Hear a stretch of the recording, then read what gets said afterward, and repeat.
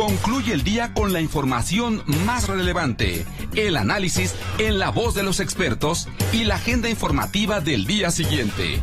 Leonardo Curcio en Fórmula. ¡Comenzamos! Leonardo Curcio en Fórmula. Hoy es lunes 16 de mayo, saludo con gran cariño al auditorio de Telefórmula, por supuesto agradezco que nos sigan a través de la radio y nuestras plataformas de internet. Ucrania ganó Eurovisión y bueno, pues es por supuesto la sorpresa de que haya ganado con el voto popular, es quizá lo más llamativo. Los que formaban parte de los jurados estaban, bueno, pues haciendo su trabajo, calificando los méritos musicales de cada uno de los números de las presentaciones, pero la gente se volcó diciendo: hoy hay que estar con Ucrania y hay que estarlo ciertamente. Gana ni más ni menos que Eurovisión, una señal política importante. Por cierto, hoy Suecia formaliza que quiere efectivamente solicitar su ingreso a la OTAN. Es un cambio histórico, dijo la primera ministra de aquel país. Considerable para nuestro país. Estamos cerrando una era y comenzando una nueva, dijo, pero podemos entrar en esta nueva era con confianza y lo que hacemos es lo mejor para nuestra historia y nuestros intereses nacionales. Así es que esto ocurre en estos momentos. Europa sigue discutiendo la sexta ronda de sanciones a Rusia, tratando de persuadir a los húngaros que levanten su veto. Por su parte, pues los de la Organización del Atlántico Norte tendrán que convencer, en este caso a los turcos,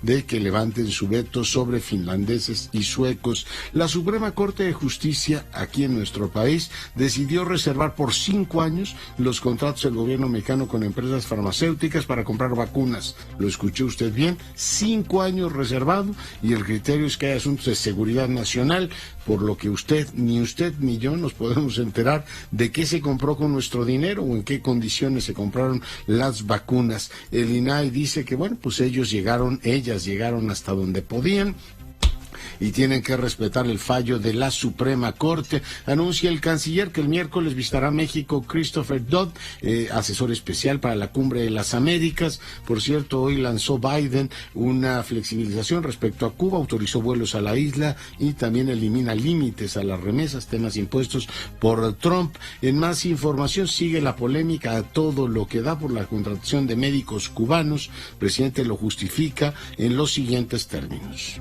Es como el caso, con todo respeto, de mi alma mater, de la UNAM, y como yo siempre digo lo que pienso, no me voy a callar a reclamarles de que enfrentamos la pandemia y en vez de convocar a todos los médicos estudiantes a enfrentarla, a ayudar, se fueron a sus casas. Entonces, bueno, dos cosas. El presidente clarifica esta postura, que, bueno, pues muestra su molestia con su alma mater, y por otro lado, pues parece que lo de los cubanos es como una represalia, ¿no? Pues ahí les va, ¿cómo es? Tengan para que aprendan. Y por supuesto platicaremos del tema. Hoy se publica en el Diario Oficial de la Federación la exención a arancel de 21 productos y 6 insumos estratégicos para contener la inflación. Hoy el secretario de Hacienda detalló más bien el escalafón, la tabla de incrementos salariales a los profesores, 7.5%, solo será para los que tienen las percepciones menos fuertes, ¿no? Los que ganan menos dinero. Hay otros temas, por supuesto, que están en la agenda informativa. Hoy vamos a platicar de adelanto con Monseñor Rogelio Cabrera, arzobispo de Monterrey y presidente de la Conferencia Episcopal, su postura sobre los temas educativos que tanta relevancia tienen. Vamos a hacer una breve pausa, volvemos. Vamos con la información. Fíjense que Ucrania y Rusia llegaron a un acuerdo para evacuar a 250 ucranianos que están en la acerería esta famosa, que está ahí en Mariupol, absolutamente asediada. Así es que llegan efectivamente a este acuerdo para evacuarlos en la, ¿cómo se llama? Azovstal, lo diré bien. Cambio de argumento informativo y voy contigo, Omar Hernández, adelante. Gracias, buena noche. Ha sido un fin de semana bastante violento en el estado de Zacatecas y particularmente en la capital. Durante el fin de semana hubo una balacera que consternó a toda la población, se escuchó en toda la ciudad capital. Ya no estamos hablando de aquellas comunidades alejadas de los municipios que se tardaban 2-3 horas. Estamos hablando en pleno centro de la capital, donde este lunes también fueron regados varios bultos, 7 en total, 5 en bolsas plásticas y 2 hieleras. La Fiscalía acaba de confirmar que se trataba de un hombre y una mujer que, insisto, fueron regadas ahí en la plena zona centro. Adolfo Marín, secretario de Seguridad Pública, ofreció una conferencia de prensa donde habló del saldo ya confirmado de este evento. En este último evento que se presentó en la ciudad de Zacatecas, en 3 puntos se localizaron 5 bolsas y 2 hieleras. Ya personal especialista de la Fiscalía del Estado se encuentra en el lugar de los hechos. En este sentido, las autoridades no descartan la llegada de un nuevo grupo delictivo, una célula para pues confrontarse al grupo delictivo antagónico, ya que, te repito, desde el viernes se han dejado cuerpos regados en distintas zonas de la ciudad capital. Es el reporte. Muchas gracias. Y bueno, seguimos por supuesto con la información. El gobierno federal presentó la política de bienestar y salario a los profesores. La estrategia beneficiará, dijo hoy el secretario de Hacienda, a más de 1.180.000 trabajadores de la educación, con una inversión de 25.000 millones de pesos. Ya lo que la prioridad es apoyar a los docentes con menores ingresos. Como le decía, en el tramo que tienen menos dinero, los que ganan menos, tendrán incrementos del 7.5%. En un momento más regresamos a esa tabla. Yo le agradezco mucho al presidente de la Conferencia Episcopal de nuestro país y arzobispo de Monterrey que el día de hoy converse con nosotros, Monseñor Cabrera. Bienvenido. Buenas noches, Leonardo. A la orden siempre. Pues 2 cosas le pido, Monseñor. Una reflexión sobre el Día del Maestro, la función de los docentes. Sabemos que el Papa ha estado muy preocupado, convocó antes de la pandemia este pacto para reflexionar todo sobre la educación. Y en una segunda instancia, si usted me admite efectivamente la pregunta, pues su valoración sobre estos lineamientos que han estado circulando en México de hacia dónde debe dirigirse la educación y si ustedes han sido consultados sobre el particular. Monseñor. Bueno, primero nos unimos el día de ayer a la conmemoración y a la felicitación a todos los maestros y maestras de México. Sabemos la importancia de su misión y de su tarea entre nosotros. Y precisamente con motivo del Día del Maestro, los obispos de México enviamos un mensaje muy sencillo, primero de aliento y de reconocimiento a su tarea, pero también de recordar que en la educación participan muchos actores y todos deben ser tomados en cuenta. Primero los niños y niñas, los maestros, los papás, los especialistas, pero también desde luego las autoridades educativas. Es necesario para que México repunte después de esta pandemia, el que haya mucho intercambio y mucho consenso entre todos, porque la educación es un punto basilar de nuestro país y de nuestro futuro. Sí, absolutamente. Hoy, sobre este tema, estos lineamientos que se han dado a conocer, poco confuso porque finalmente no ha sido la secretaria quien los ha a conocer formalmente, sino estamos hablando de un director general. ¿Ustedes han sido consultados, han participado de alguna manera en el debate? ¿Tiene algún comentario sobre el particular, Monseñor? Mire, primero, sorprendido de que se haya presentado de ese modo un proyecto de parte de la autoridad educativa. Por supuesto, nosotros no teníamos noticia a lo mejor ni es necesario que nos pregunten a nosotros. Lo que hemos insistido siempre es que tiene que haber un diálogo muy importante en el cual tienen que ser consultados todos. Ya pasaron esos tiempos de que el árbitro de la educación sea también el que tiene que hacerlo todo. Creo yo que son tiempos que obliga a escuchar a todos, a los maestros, a los papás, y también inteligentemente consultar y ver la realidad de las niñas y niños que se abaten en la ignorancia y en las dificultades después de esta pandemia, que tenemos que fortalecerlos, hay un tesoro muy grande de la niñez en México, con muchos valores interiores, pero toca a la sociedad proporcionarles la educación. Ya. Yo entiendo que pues usted no se va a meter a la parte operativa ni nadie más, y supongo que el Papa no estará interesado en eso, pero sí es importante que en los debates hacia dónde se mueve la educación de todos, pues participen todos, incluida la Iglesia Católica, digo yo. Perfectamente, así como lo dices, de parte de la Iglesia Católica hemos insistido en 2 puntos. Primero, que la educación requiere de un pacto global, es decir, no solo la realidad de nuestro país, sino ver el entorno mundial donde aparecen los retos y también las desventajas y las ventajas que tiene cada zona del mundo. Y lo segundo, lo que reiteró el Papa Benedicto XVI, pues reconocer que hay una emergencia educativa, que no son tiempos de serenidad, que son tiempos donde emerge lo trascendental que es la educación.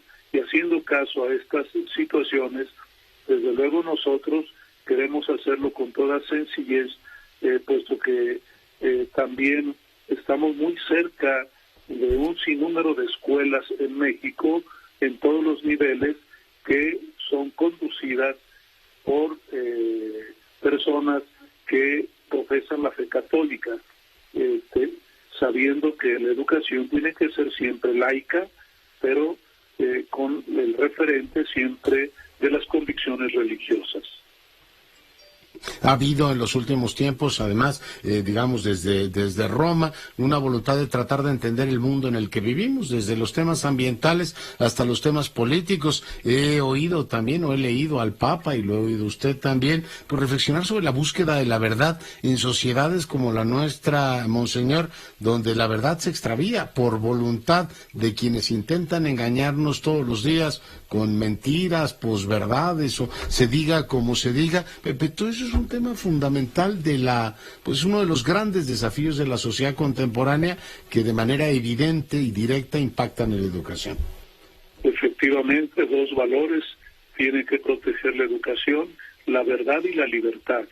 La verdad que tenemos que buscarla juntos, ahí está, pero también la libertad que nos permite ser mejores personas. La libertad para amar, la libertad para servir, la libertad para actuar. Y creo que México necesita estos 2 valores educativos muy importantes, que es la verdad y la libertad. Muy bien, pues Monseñor, le agradezco muchísimo que haya estado esta noche con nosotros. Gracias, y un saludo a todos los que te escuchan, con mi respeto a ti y a todos, siempre queriendo colaborar por el bien de México. Gracias. Monseñor Rogelio Cabrera es el arzobispo de Monterrey y presidente de la Conferencia Episcopal de México, y dándonos su punto de vista sobre esto. Le comentaba que hoy el secretario de Hacienda dio a conocer la política esta salarial de los mentores, considerando los incrementos que se dan. Un trabajador que actualmente recibe, dice el boletín, una percepción neta de 8,723 pesos. Parece increíble que un profesor gane eso, son $400. Por eso pues la gente emigra a los Estados Unidos. O sea, el empuje en este caso demográfico sigue siendo muy importante. Pues sí, si hay un profesor que gana $400, pues ya me dirá si sobrevive. Recibirá ahora 14,319 pesos. Creo que es de justicia. Efectivamente, precisó efectivamente el secretario de Hacienda que los beneficiarios son alrededor de 49,000 que perciben menos de 12,000 pesos al mes. Vamos en un momento más con Sara Pablo, que tiene lo que dijo el secretario de Hacienda en la mañanera.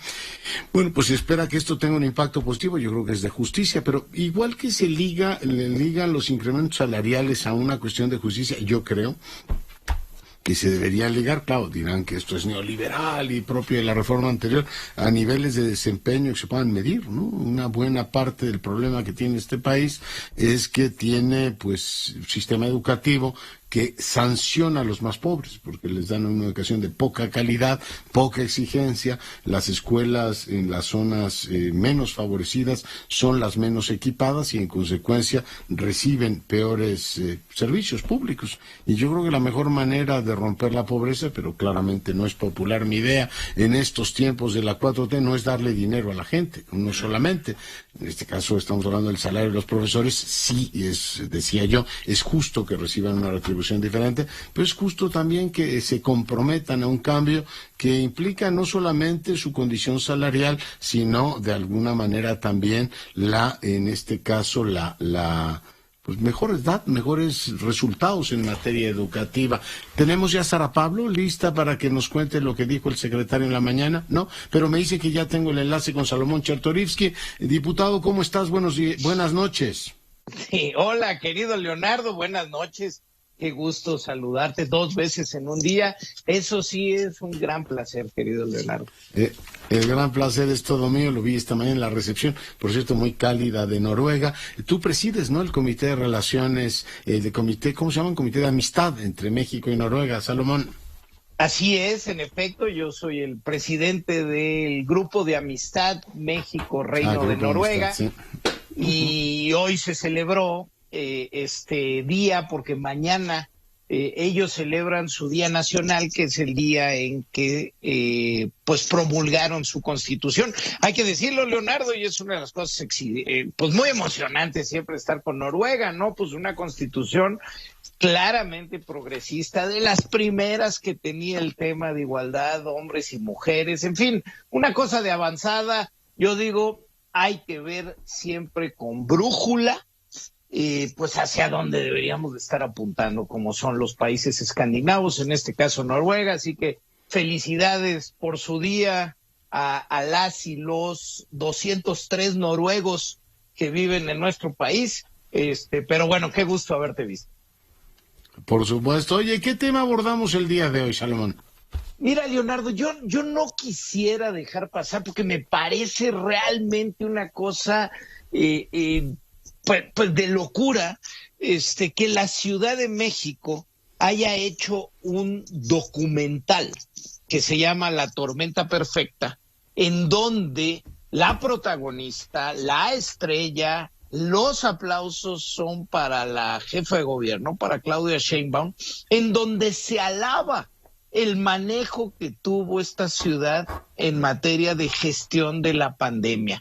Y digo, me parece que hay que rescatarlo, porque es increíble que en una etapa en lo que tendríamos que estar primero, seguir atendiendo, porque otra vez no hay que ser ave de mal agüero y no hay que decirlo, hay muchos más casos en esta etapa, estamos ya viviendo una nueva aceleración.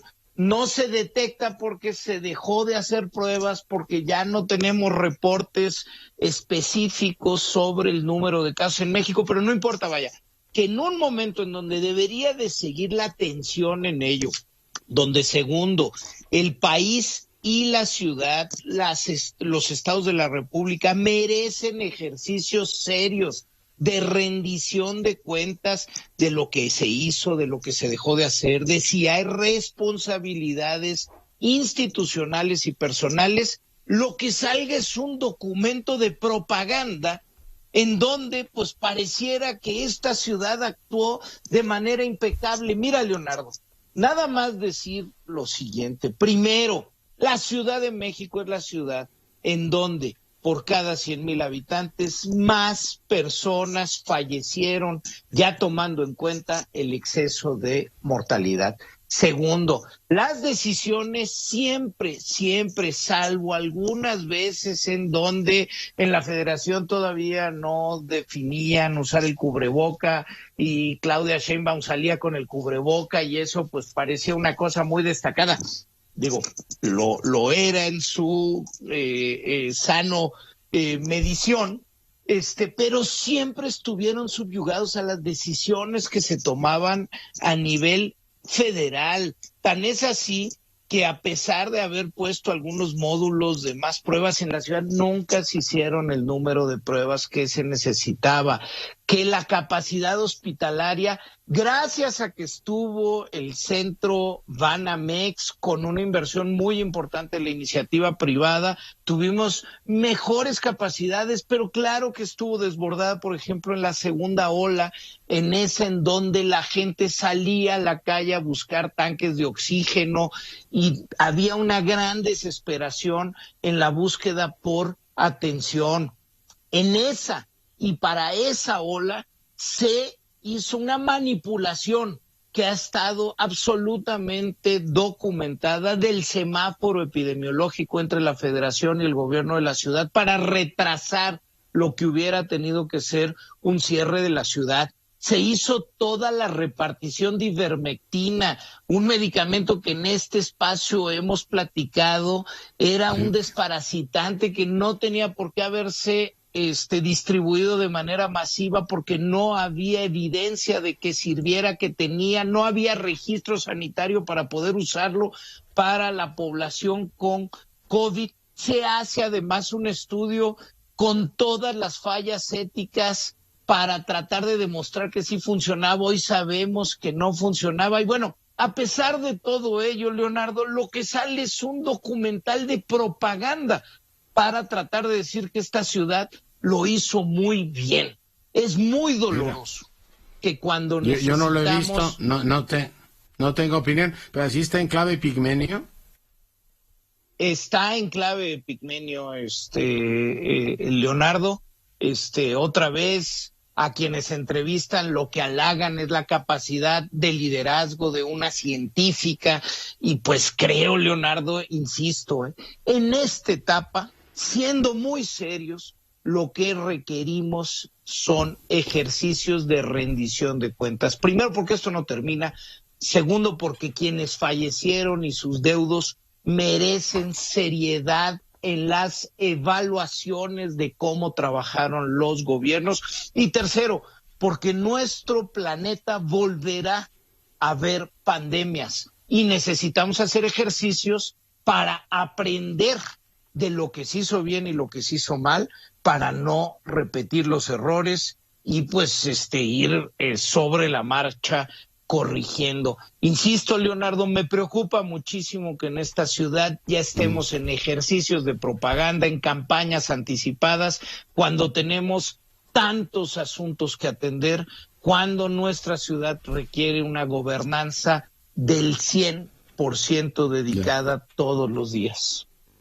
Oye, Salomón, te retengo 3 minutos porque 2 minutos y medio, no te quito más tiempo, porque tengo 3 preguntas que hacerte. Uno, a mí, tú has seguido mucho este tema de los institutos, me genera cuando menos inquietud que del Instituto Nacional de Nutrición se haya movido al rector de la UNAM, que además es un médico muy notable, que haya salido la UNAM precisamente de ese instituto, y el día de hoy el presidente pues tuvo duras palabras contra la UNAM, diciendo que en el momento de la pandemia los médicos y los estudiantes, los practicantes se habían retirado. Yo recuerdo, Salomón, pero tú me refrescas la memoria, que has seguido muy puntualmente este tema, que pues no se estaban dando las condiciones para que los jóvenes fueran. Somos el país que más personal médico fallecido ha tenido en esta pandemia, y era pues exponer a una buena parte de los estudiantes. Por tanto, no sé si se ligan los dos temas, pero me encantaría escuchar tu opinión sobre ambos, Salomón. A ver, pues empiezo con el paraguas. En efecto, hay una agresión constante, repetida, contra la máxima casa de estudios de nuestro país, y eso nos debería de ocupar. Digo, hay una agresión constante contra la ciencia, contra la evidencia, contra el conocimiento, y en ello, pues por supuesto, la máxima casa de estudio, pues es la catedral. Hay una agresión constante y hay que decirlo. Los dos casos que tú mencionas deben de ocuparnos. El primero, sí, mira, todos los institutos nacionales de nuestro país, hay una ley de institutos nacionales, están regidos por una junta de gobierno. En esa junta de gobierno, en la ley dice quiénes son los integrantes. Uno de esos espacios lo ocupa siempre el sector educativo, que normalmente es la Universidad Nacional Autónoma de México, y normalmente es el rector quien la representa, o en su sustitución el director, la directora de la Facultad de Medicina de la UNAM.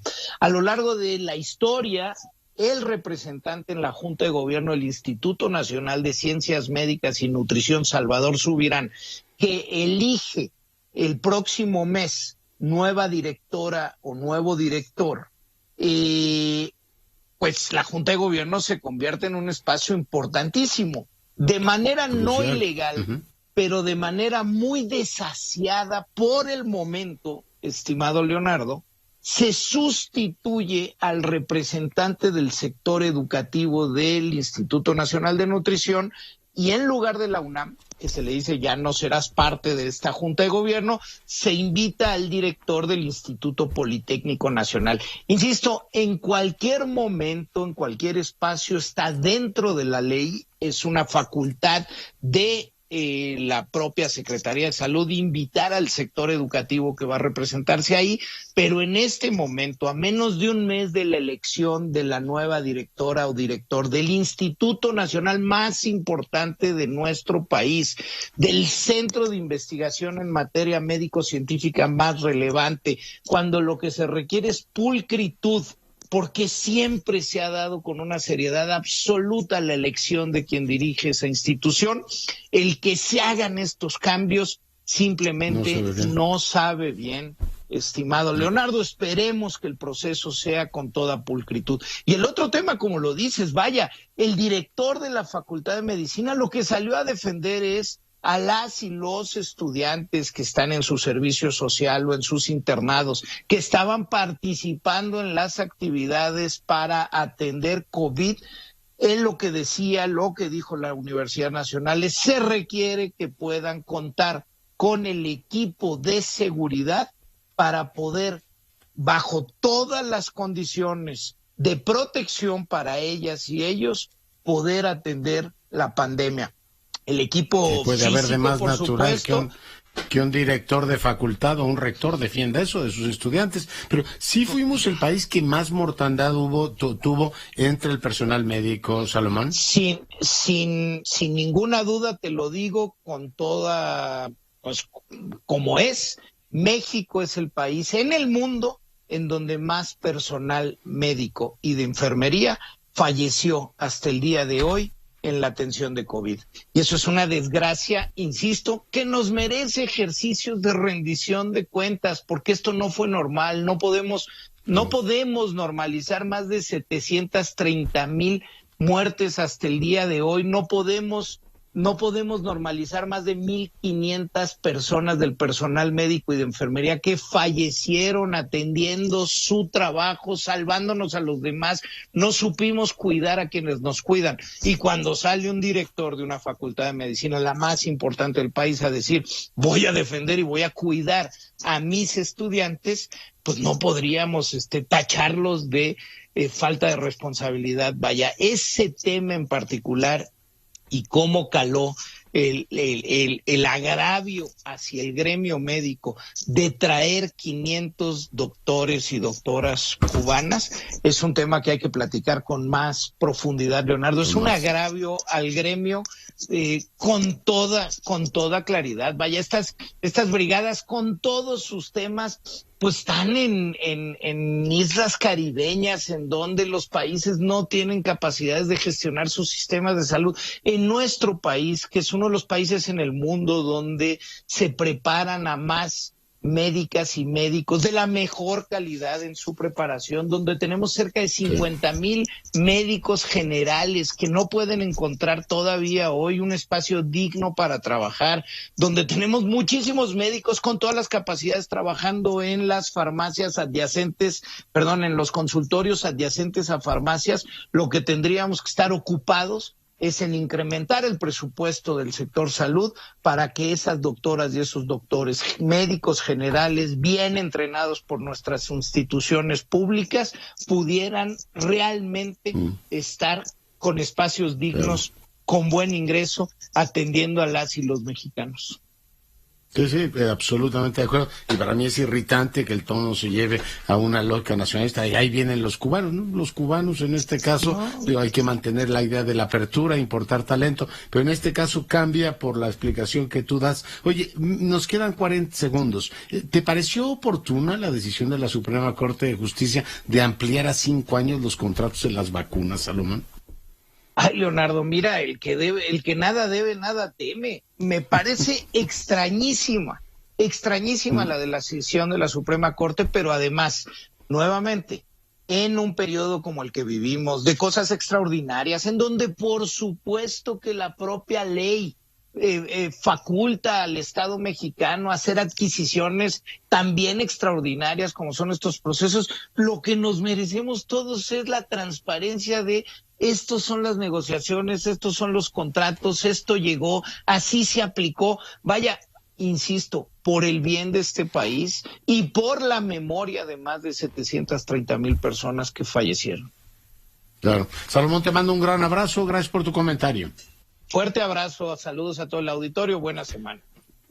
Pausa, volvemos. Seguimos, por supuesto, con la información. Ha circulado desde la semana pasada, lo subimos al Twitter, un informe de CEPGRA, pues centro de reflexión, en el que dice con toda claridad, yo coincido que México, más que un nuevo líder, lo que necesita es un nuevo sistema, ¿no? Y ligo este tema de un país que tiene muchísimos problemas de organización administrativa.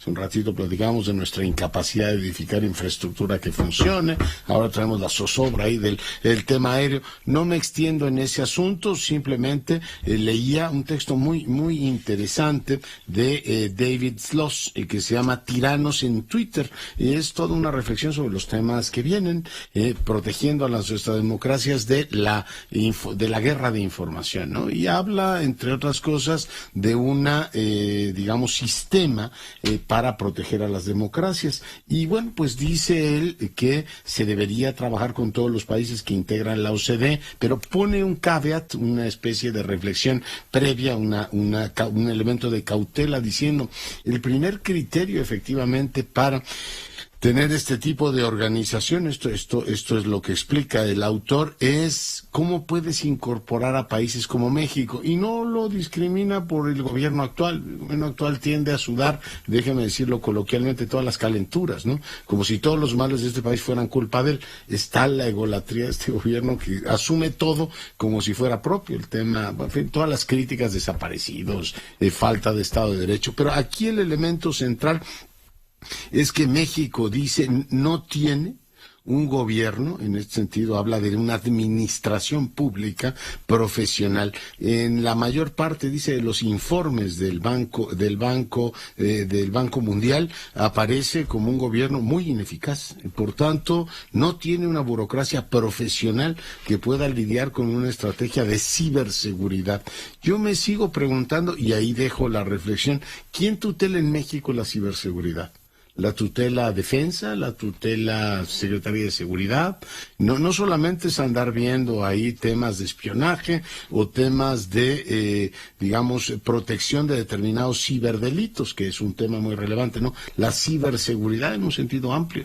¿Quién nos protege de que nos puedan hackear CFE o nos puedan hackear el Sistema Nacional de Pagos? Ese tema es como uno de los grandes. Y sí es un asunto, o que se metan en nuestra democracia, cualquier gobierno, el ruso, el chino, el que usted quiera, y logre una penetración indeseable. Es ahí un asunto en el que hay que desarrollar, más allá de opiniones ideológicas, capacidades, ¿no? Burocracias profesionales, igual que tenemos burocracias médicas, tenemos burocracias militares, deberíamos tener burocracias adaptadas a esta situación. Lo dejo ahí, vale mucho la pena que le eche un vistazo al libro, Los tiranos en el Twitter, protegiendo a las democracias de la lucha, de la guerra esta de la información. Sara Pablo, te saludo. ¿Cómo estás, Leonardo? Muy buenas noches. Hoy el presidente Andrés Manuel López Obrador reveló que el próximo miércoles una delegación de funcionarios estadounidenses, organizadores de la Cumbre de las Américas, pues van a estar en México y tendrán una reunión con él en Palacio Nacional. De hecho, dijo que el canciller Marcelo Ebrard tenía ya previsto una conversación con el secretario de Estado Antony Blinken para tratar este tema, pero el miércoles pues viene Christopher Dodd, quien es asesor especial para la Cumbre de las Américas del presidente Biden, y bueno, pues dijo que les va a explicar por qué su postura de que si no se invita a todos los países, pues él no acudirá a esta cumbre que se va a celebrar en Los Ángeles, California. El presidente dijo que todavía no recibía la invitación y que tenía confianza en que el presidente Biden no va a excluir a nadie. Dijo todavía hay tiempo. Tengo la esperanza de que se invite a todos y ha habido una actitud muy responsable de parte del gobierno de Estados Unidos porque no han salido a negar la posibilidad de que participemos todos. Incluso la vocera de la Casa Blanca mencionó de que todavía no se habían mandado las invitaciones. Y es cierto, todavía no hay invitaciones. Y bueno, pues dijo el presidente que si no se logra esta unidad, de todas maneras, pues hay que seguirse respetando y que no haya sanciones ni tampoco reproches. Hoy, ya lo comentabas un poco, Leonardo, el presidente López Obrador, pues criticó a la Universidad Nacional Autónoma de México por su papel en la pandemia. Él ya en algún momento pues decía que se habían tardado en regresar a las clases, pero hoy fue un poco más allá. Dijo que pues no debieron de haber enviado a los estudiantes de medicina a sus casas, sino tuvieron que haber ayudado para enfrentar la pandemia de COVID-19. Es como el caso, con todo respeto, de mi alma mater, de la UNAM, y como yo siempre digo lo que pienso, no me voy a callar a reclamarles de que enfrentamos la pandemia y en vez de convocar a todos los médicos estudiantes a enfrentarla, a ayudar, se fueron a sus casas. Eso no deben hacer las universidades, ni públicas ni privadas, pero mucho menos las públicas y mucho menos la UNAM. Pues ahí las palabras del presidente, quien por cierto... duro con la UNAM, y bueno, pues dijo que se va a contratar a estos 500 médicos cubanos porque aquí no hay suficientes. Dijo que van a ganar lo mismo que ganen los mexicanos y sobre todo pues que hay algunos médicos que no quieren ir a trabajar en las zonas pobres y apartadas del país como Tlapa, Guerrero, por ello este convenio con Cuba, y que hay aproximadamente 50,000 vacantes disponibles, que tampoco es un obstáculo el tema presupuestal porque ya está trabajando en este sistema de salud para brindar atención eficiente en materia de salud y medicinas gratuitas, Leonardo. Oye, dos preguntas, ya tengo aquí la contestación de la UNAM, que voy, por supuesto, a leer a nuestro auditorio, pero preguntarte, ¿el presidente cuándo les confirmó, yo me acuerdo esto hace más de un mes y medio, que sí iba a Los Ángeles? ¿Te acuerdas de memoria o...? No, ¿te acuerdas que dijo, voy a ir a Los fecha. Ángeles? Pero lo confirmó, sí, lo dijo, y después... Lo confirmó. Y Sí, lo confirmó, o sea, también confirmó. el canciller. Sí. Sí, claro.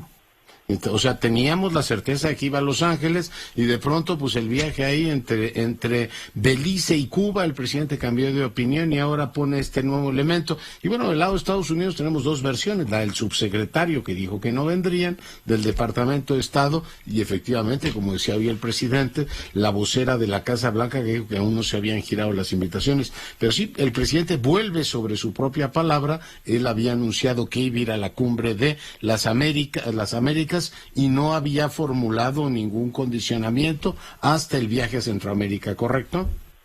hasta que habló con el presidente Biden, ya vía telefónica, un poco antes del viaje a Centroamérica, como unos días antes, dijo que ya en esa conversación se emitió una comunicación de parte del gobierno federal y que se había insistido en esa conversación en que tenía que hacer una convocatoria abierta a todos los países. Esto fue unos días antes justamente de su viaje a Centroamérica. Pues vamos a ver en qué, entonces llegan el miércoles y a ver en qué términos se arregla este asunto, si va o no el presidente, si invitan a alguien. Hoy ya vimos flexibilizaciones del lado de Biden para temas de vuelos y remesas con Cuba. Veremos en qué termina todo esto. Sara, muchísimas gracias. Hasta luego, buenas noches. Dios, pues sí, es costoso para un presidente volver sobre su palabra. Digo, sí voy y ya después condiciono. Bueno, antes de ir con Cristina Rosas, le comento, el boletín acaba de publicarse, la UNAM especifica. Dice, fue la autoridad sanitaria, es decir, la Secretaría de Salud, la que con fecha 19 de marzo suspendió todas las actividades de los ciclos clínicos de pregrado, solicitando a los directores y directoras de hospitales que los estudiantes no acudieran a la institución de salud. Yo creo que aquí sí el secretario de Salud tendría que decirle al presidente, oiga, pues no fueron no por la UNAM, sino por mí. Estoy seguro que no lo hará, pero bueno, ahí está el tema. Con esa misma fecha, dice, se impidió el acceso a los internos de pregrado en los hospitales de primero y segundo nivel.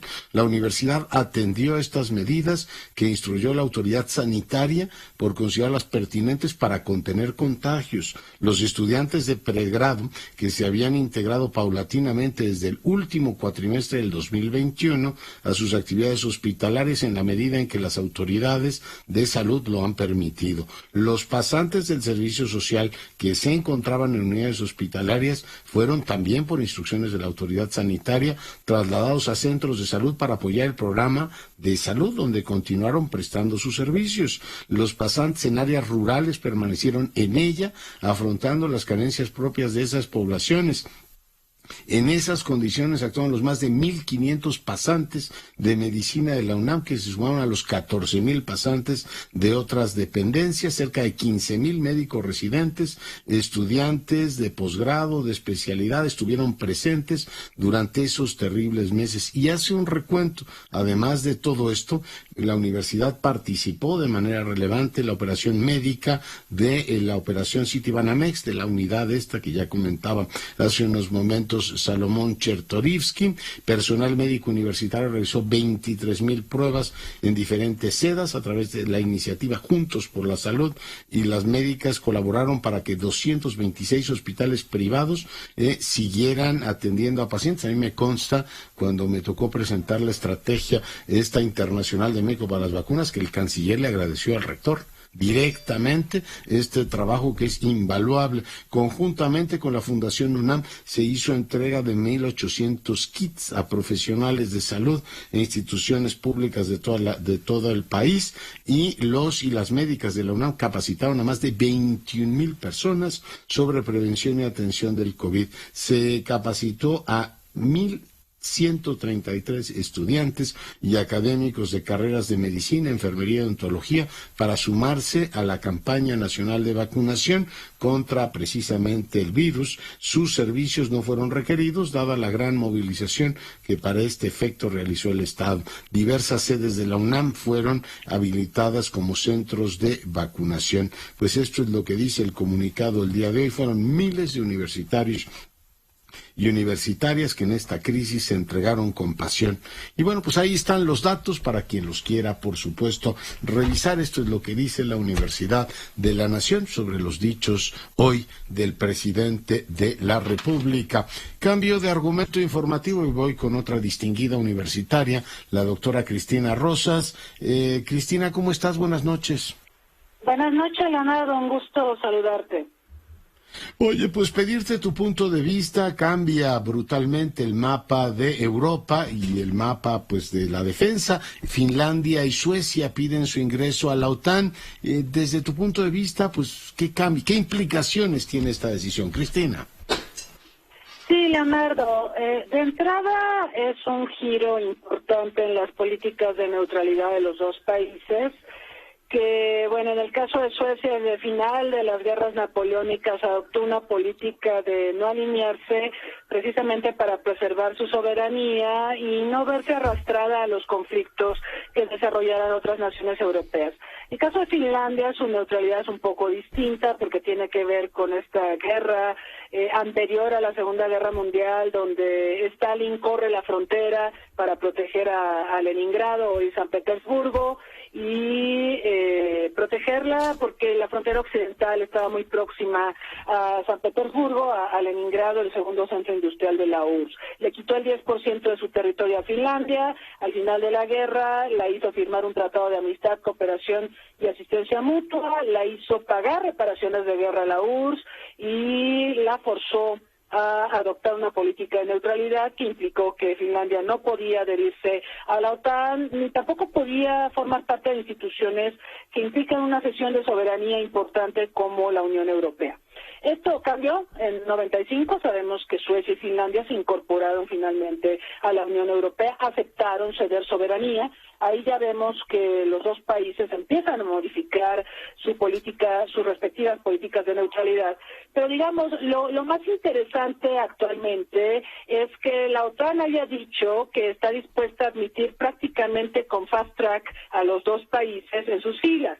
Cosa que, por supuesto, le hace mucho ruido a Ucrania, porque pues Ucrania hace algunas semanas, lo recordarás, había anunciado como un gesto también para poder negociar con Putin, que Ucrania ya se había hecho a la idea de que no podría formar parte de la OTAN, pero ahora resulta que hay dos países que sí van a ingresar a la OTAN, dos países desarrollados, ricos, prósperos, etcétera, que tienen la puerta abierta de la OTAN, y Ucrania no. Entonces esto va a tener un efecto importante, por supuesto, para Ucrania. También va a tener consecuencias importantes en los equilibrios geopolíticos. Finlandia y Suecia pues han sido países escandinavos que marcan equilibrios, por ejemplo, entre Noruega y Rusia. Noruega y Rusia sí comparten una frontera en el norte, allá en el Ártico, y el que fueran neutrales estos dos pues marcaba equilibrios, se permitía mitigar tensiones con Rusia, pero pues esto va a cambiar. Y por supuesto hay que ver la reacción de Rusia. Sí, hay que verla, por supuesto, y yo supongo que no se detiene ahí, ¿no? Finalmente esta idea de que no avanzaban ni una pulgada, un centímetro más, ha dejado de cumplirse. Si los rusos querían que no hubiera OTAN en sus fronteras, ahora lo tienen, y supongo que no hemos visto el final de las incorporaciones, mi querida Cristina. Pues no, pero sí hay que recordar que ni Suecia, ni Finlandia, ni Moldova, porque también Moldova trae ahí un problemita en Transnistria, donde hay una comunidad rusa que está proclamando también su soberanía. Ninguno de ellos tiene el perfil y digamos, el cariz cultural, la importancia cultural histórica de Ucrania. Ucrania es especial, lo sabemos, para los rusos. Y pues se ve complicado que Ucrania, destruida, porque va a quedar muy devastada en este conflicto que va para largo, pudiera realmente incorporarse, ya no digamos a la OTAN, a la Europa comunitaria, ¿no? Pero evidentemente sí estamos viendo reacomodos geopolíticos muy importantes. Finlandia tiene una frontera enorme con Rusia y bueno, esta extensión de la OTAN tanto ha cuestionado Moscú, pues parece que se va a seguir dando, pero por otro lado Rusia seguramente tratará de desestabilizar a países y territorios dentro de Ucrania, en Moldova y quizá en otras naciones donde tenemos minorías rusas. Muy bien. Pues Cristina, no sabes cuánto nos ayuda para entender las decisiones de que hoy son noticia, tu punto de vista. Te mando un gran abrazo, doctora. Gracias, igualmente. La doctora Cristina Ross, profesora de la Facultad de Ciencias Políticas de la UNAM, una acreditadísima internacionalista. Bueno, pues hoy dándonos a conocer su lectura sobre esta decisión de Suecia ahora Finlandia lo anunció la semana pasada de incorporarse a la OTAN. Como le decía, está todavía el veto de los turcos, vamos a ver cómo lo superan, y para que avance la sexta ronda de sanciones a Rusia en la Unión Europea hace falta que convenzan todavía a los húngaros, pero bueno, todo eso será motivo de información, comentarios a lo largo de la semana. Nos vamos, yo soy Leonardo Curcio, en nombre de todo el equipo le agradezco su compañía, su preferencia, sigan nuestras frecuencias y sea rabiosamente feliz, se lo merece.